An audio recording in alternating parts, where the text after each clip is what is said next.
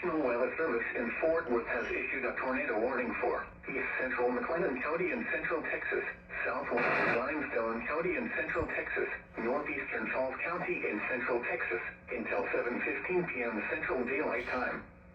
At 6:26 p.m. Central Daylight Time, a thunderstorm capable of producing a tornado was located over Mark, or 14 miles east of Valmet, moving east at 25 miles per hour. Hazard, tornado and baseball-size hail. Source, radar indicated rotation. Impact, flying debris will be dangerous to those caught without shelter. Mobile homes will be damaged or destroyed.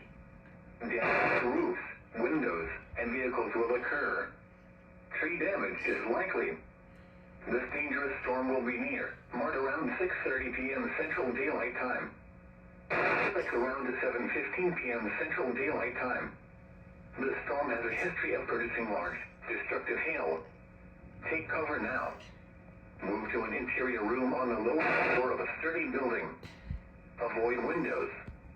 If you are outdoors, in a mobile home, or in a vehicle, move to the closest substantial shelter and protect yourself from flying debris.